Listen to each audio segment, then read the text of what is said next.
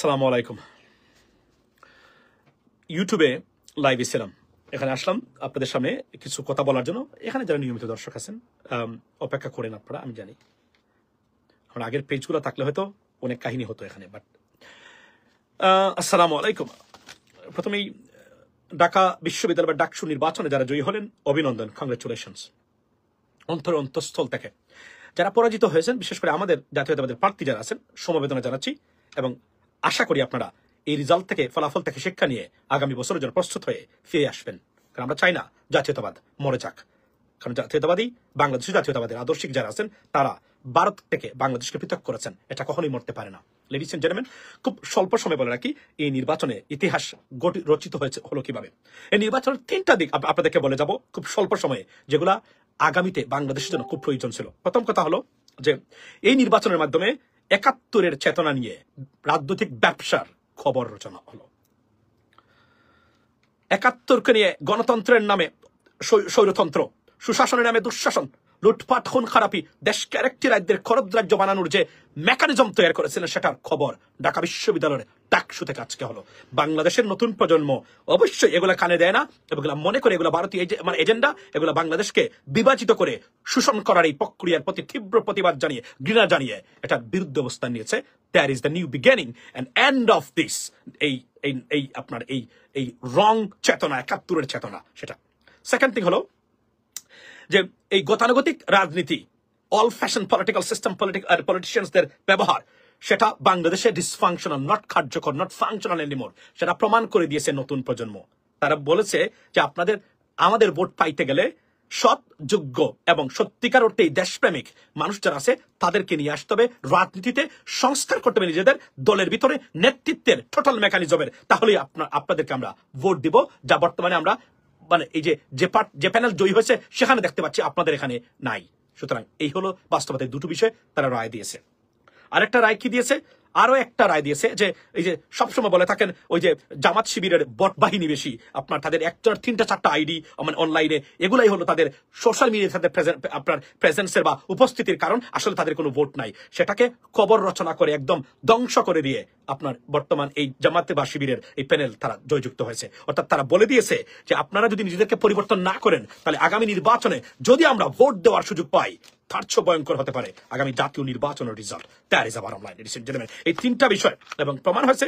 সেটা কি? সেটা হলো আপনি ওই ধর্মদ্রোহী, ধর্মহীন, বাটপার আর ভারতীয় এজেন্ডা খাওয়া বামপন্থী থেকে শুরু করে যারা আছেন, তোমাদেরকে আমরা কখনোই গুনি না। তোমাদের এই কথাগুলা আমরা মনে করি না এগুলা বাংলাদেশের পক্ষে যায়, এগুলা বাংলাদেশ বিরোধী এবং বাংলাদেশ কুকৃত করে রাখার ষড়যন্ত্র বলে আমরা মনে করি। সেটা তারা দায়িত্বহীন ভাষায় এই ডাকসু নির্বাচনে তারা ভোটের মাধ্যমে নতুন প্রজন্ম এত অপপ্রচার থাকার পরেও তারা প্রতিষ্ঠা করে গেছে এবং বলছে enough is enough. Shut your mouth right now. We want a new progressive political party and progressive system. We are not inclined to stay with this old-fashioned political system. That's what exactly happened, ladies and gentlemen. Above all, who won? Bangladesh won. And ভারতপন্থীরা এখানে জয়ী হয়েছে, defeated pretty badly. আর একটা জিনিস সেটা প্রমাণ করেছে ঢাকা বিশ্ববিদ্যালয়ের ছাত্রছাত্রীরা। কি প্রমাণ করেছে?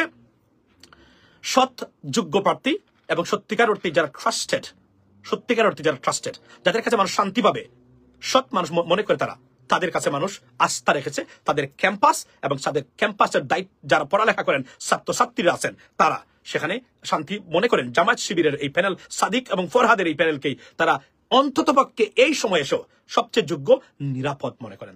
তারা মনে করেন এরা আমাদের ক্যাম্পাসের শান্তি শৃঙ্খলা, সন্ত্রাস মুক্ত ক্যাম্পাস এবং আমাদের অর্থ করে যদি কোনো কিছু থাকে এবং প্রপারলি আমাদেরকে রিপ্রেজেন্ট করতে পারবে ওই ক্যাম্পাসে, সেটা তারা বুঝেছেন এবং ভোট দিয়েছেন। কোন প্রচারণা কাজ করে নাই। আর কি কাজ করে নাই?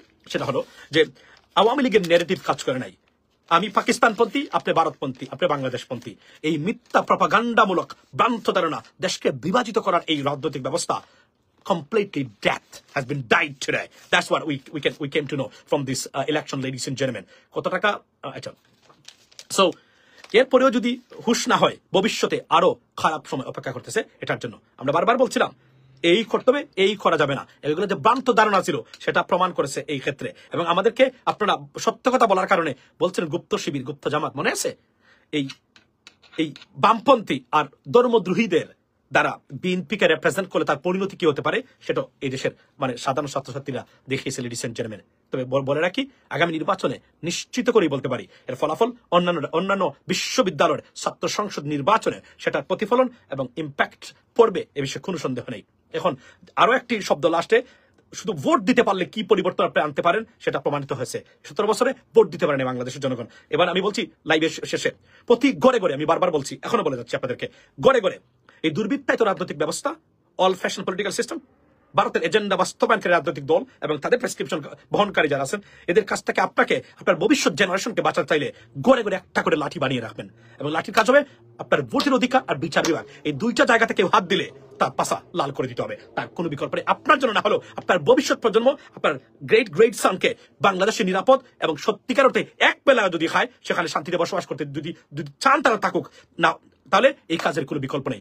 ভোটের অধিকার আর হচ্ছে বিচার বিভাগ, এই দুটো জায়গায় কেউ হাত দিলেই এই হাত যেন না নিয়ে যেতে পারে। That is a bottom line, ladies and gentleman. আর না হলে এই দুর্বৃত্তায়িত রাজনৈতিক ব্যবস্থা এবং এই দুর্বৃত্তদের কাছ থেকে আপনি যদি বাঁচতে পারেন নাই, এই 54 বছরে একটা প্রতিষ্ঠান দাঁড় করাতে পারেন নাই, সুশাসনের শু ছিল না বাংলাদেশে, এখান থেকে বাঁচতে পারবেন না। যদি বাঁচতে চান দুটো প্রতিষ্ঠানকে রক্ষা করবেন জীবন দিয়ে হলেও। এটা কারো পক্ষে যাচ্ছে না, বাংলাদেশের মানুষের পক্ষে যাচ্ছে, ক্রিমিনালদের বিপক্ষে যাচ্ছে। That is a bottom line, ladies and gentleman. এবং ফেসিবাদের বিরুদ্ধে রুখে দাঁড়ান, ফেসিবাদকে না বলুন, উগ্রবাদ থেকে নিজেকে মুক্ত রাখুন, দেশকে ভালোবাসুন এবং সৎ, যোগ্য, সত্যিকার অর্থেই লেখাপড়া জানা মানুষ এবং রাজনীতি বুঝে এই ধরনের মানুষকে সাপোর্ট দিবেন। সবসময় টাকা খেয়ে ভোট দিবেন না, প্রয়োজন টাকা দিয়ে ভোট দিবেন।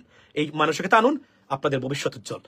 That is from me right now, ladies and gentleman. Once again, যারা জিতলেন অভিনন্দন সবাইকে, যারা পরাজিত হয়েছেন বাংলাদেশের পক্ষের মানুষ যারা ছিলেন তাদেরকে বলবো সমবেদনা জানাচ্ছি।